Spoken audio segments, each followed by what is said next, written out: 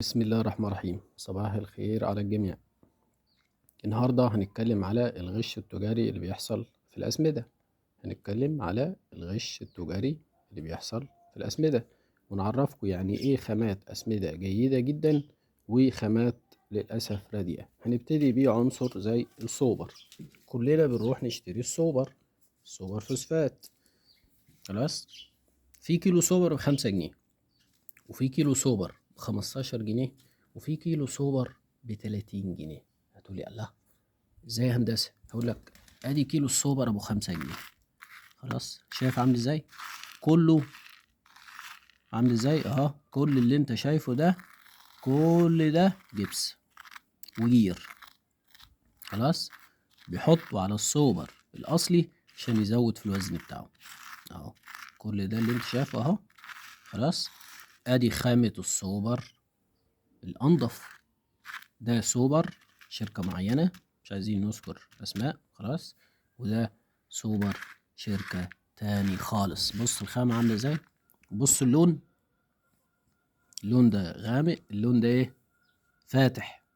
وفي سوبر كمان أفضل من كده. هتقولي معقولة؟ أقول لك واو، سوبر واو خالص. ليه بقى؟ السوبر الثلاثي ده أحادي على فكرة، وده أحادي جميل، ولكن ده نوعية نظيفة جدا جدا جدا جدا. خلاص، السوبر الثلاثي الميزة اللي فيه ان هو بيبقى محمل على السوبر حامض فسفوريك. طب ايه ميزة حامض الفسفوريك لما يتحمل على السوبر؟ حامض الفسفوريك ده بيخفض البي اتش بتاع التربة. الى جانب لو انا عندي نبات مأثر عليه الاملاح زي كده، يعني في شعوطة املاح اهو على الورقة دي، ده لما يتحط في الارض، لما يتحط على السوبر حامض الفسفوريك وينزل في الارض، يخفض البي اتش، ينزل القلويه بتاعه التربه، وينشط الجذور لان هو فوسفور. هنوريكم دلوقتي الحمض الفوسفوريك شكله عامل ازاي اللي بيتحمل على السوبر الثلاثي. ادلو كده في الارض، ادلو تاني. بص كده حمض الفوسفوريك اهو، هو ده حمض الفوسفوريك. شفت عامل ازاي؟ عمل فوران اهو، شايف الفوران اهو؟ الريم اللي عمله ده الفوران. جميل. يبقى نخلي بالنا ان في خامات رديئة، وفي خامات كويسة، وفي خامات أفضل كمان. طيب ده بالنسبة للصوبر. نيجي بقى لحاجة تاني. كلكم بتروحوا تشتروا اليوريا، ها؟ دي يوريا ودي يوريا، أيهما فيهم الأصلية النظيفة؟ خلاص، بصوا كويس كده نبعد شوية بصوا البلورة هنا عاملة ازاي، الحجم أكبر. بص هنا عاملة ازاي، صغيرة خالص. جميل. أدي اليوريا الأصلية. تعالى بقى للبوتاسيوم. ده قصه بقى. البوتاسيوم ده كله بيروح يشتري علب زي دي ويقول لك بوتاسيوم عالي الجوده، بوتاسيوم مش عايزين نظهر برضو ايه اسامي. خلاص، ايهما الاصلي؟ ده. خلاص اهو البوتاسيوم ناعم خالص، عامل كانه سكر مطحون. وبص لده، شايف؟ بص مخروش شويه يعني بص شكله عامل ازاي تحس ان هو مكرمل يعني محبب. ادي البوتاسيوم الاصلي يا جماعه، بيبقى ناعم خالص خالص، عامل زي السكر تعالى لعنصر الحديد. الحديد الارضي، الحديد نوعين. في حاجه اسمها حديد مخلبي اللي بيترش على الورق. يعني لو انا عندي نقص حديد في شجره زي دي شجره تفاح اهي، الورق الاصفر على الاطراف ده نقص حديد على فكره. والتفاح عشان هو اصلا فيه حديد، يعني التفاح انت لما يكون حد عايز يبقى عنده الحديد كويس في جسمه يقولوا له كل تفاح، كل سبانخ، كل كبده، مش كده؟ فالتفاح بطبيعته شاري الحديد، فتلاقي نقص الحديد يظهر على الاوراق الحديثه، لأن الحديد عنصر ضعيف التحرك في خلايا النبات. الحديد من العناصر اللي بتتحرك ببطء شديد في خلايا النبات، لذلك لما بنديها عن طريق الأرض، عن طريق التغذية الأرضية، والنبات لا يستجيب، بنضطر إن احنا نديها عن طريق الورق في صورة حديد اسمه حديد مخلبي إدها. في حديد حاجة اسمها إيديتا، وحديد اسمه إدها. الإيديتا اللي هو ده حديد خلاص مخلبي 13%. إيديتا يعني يتحط عن طريق الأرض النبات يمتصه، الجذور تمتصه. لو اترش عن طريق الورق برضو الأوراق تمتصه. إنما الإيدها لازم عن طريق الجذور فقط لا غير. لازم نفرق بين حديد مخلبي إيديتا وإيدها. جميل، 13%. يبقى الحديد عنصر ضعيف التحرك فين؟ في خلايا النبات، عشان كده بيظهر على الأوراق الحديثة. تعال نشوف الحديد. كل ده حديد سلفات حديدوز، يعني ده عن طريق تسميد الأرض. أي واحدة في دول هي المنتج الأصلي. ها، ده المنتج الأصلي ولا ده المنتج الأصلي ولا ده المنتج الأصلي؟ ها، احترتوا صح؟ أيهما فيهم المنتج الأصلي؟ تعالى للكبريت. ندخل على الكبريت، ده قصة بقى. ادي الخامة الأصلية بتاعت منتج الكبريت الأصلي اهو. شايف محببة عاملة كأنها عدس. جميل. طيب يبقى ده خامة الكبريت اهي، المنتج الأصلي. ادي خامة البوتاسيوم عامل زي السكر، المنتج الأصلي. ادي خامة الصوبر النظيف، المنتج الأصلي. شايف الصوبر عامل ازاي؟ ما فيهوش ايه تراب ولا فيه اللي احنا شرحناه لكم. جميل. ادي خامة اليوريا المنتج الأصلي. جميل. تعالى بقى نوريك خامة الحديد المخلبي. كتير بيروح يشتري العلبة دي. خلاص مش عايزين نظهر برضو ليه الظهر الناحية التانية، ومكتوب عليها حديد مخلبي، مش كده؟ لا، ده مش حديد مخلبي، ده حديد سلفات حديدوز اللي هو بيتحط عن طريق الأرض. هنوريكم دلوقتي. وريني كده. خلاص اهو. هنفتح الكيس ده اهو. ادي الحديد اللي جواه اهو. ده سلفات حديدوز مش حديد مخلبي، يعني ده ما يترشش على الورق. ده للاسف بيتباع لانه حديد مخلبي.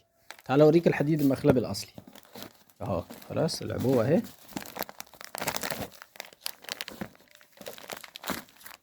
افتح لي هنا كده. ايوه، ادي الحديد المخلبي يا جماعه الاصلي. الحديد المخلبي بيبقى الوزن الجزيئي بتاعه صغير، لان هيترش على الورق. حاجه اسمها الوزن الجزيئي، عشان النبات تمتص والورق ده يمتص الماده دي لازم الوزن الجزيئي بتاعها يبقى ايه اهو. ادي الحديد المخلبي. جميل. ادي الحديد المخلبي برضو نوعيه تاني من الحديد المخلبي اللي هي دي اهي. ده الحديد المخلبي سواء في صورة إديتا يعني هيتحط على الورق أو على الأرض، في كلا الحالتين النبات هيمتصه. لو في صورة إيدها يعني هنا مكتوبة إيدها، يبقى يتحط عن طريق الجذور فقط، ما يتحطش عن طريق الورق. الصغور التنفسية مش هتمتصه. خلاص شرحنا ليكم كده شرح سريع عن المشاكل أو الغش التجاري اللي بيحصل في الأسمدة. تعالى بقى المبيدات. كلكم بتروحوا تشتروا ده لمبادة 5، لمبادة 10، لمبادة، كل دي مبيدات صحة عامة. كل دي مبيدات صحة عامة. يعني من الخطأ الكبير إن أنا أرشها على الزرع، لأن ملهاش بي اتش اي، لأن ما عليهاش دراسات البي اتش اي. نفضل دايما إن احنا نشتغل بالمبيدات الجاهزية دي. من ضمن مخاطرها إن هي تسبب الحساسية، تسبب الربو، ليها مشاكل كبيرة، غير آمنة طبعا على النبات ولا على الإنسان أصلا. تمام. يعني أقصى شيء إن أنا أمسح بيها نمل، صراصير، أي مشكلة عندي جوه الوحدة السكنية بتاعتي. طيب هنوريكم المبيدات الجاهزية بتبقى عاملة إزاي. بص الكيس ده بسرعة شوية. هوريك دلوقتي المبيدات الجاهزية. شيل الورقة دي، بيبقى شكلها عامل إزاي. ادي المبيدات الجاهزية اللي احنا دايما بنقول نستخدم مبيدات جاهزية. بص المبيد، شايف؟ بص، شايف المبيد عامل ازاي اهو. ادي المبيدات الجاهزية، مبيدات محببة. ده مبيد على فكرة، ها؟ مبيدات محببة عاملة زي حبيبات الرز. ملهاش أي ريحة خالص، مفيش أي ريحة خالص. آمنة في الاستخدام على الأطفال، على الحيوانات، على النباتات. البي اتش اي بتاعها، يعني دايما كل مبيد بيبقى ليه حاجة اسمها البي اتش اي اهي. البي اتش اي، البي اتش اي يعني البري هارفست انترفال.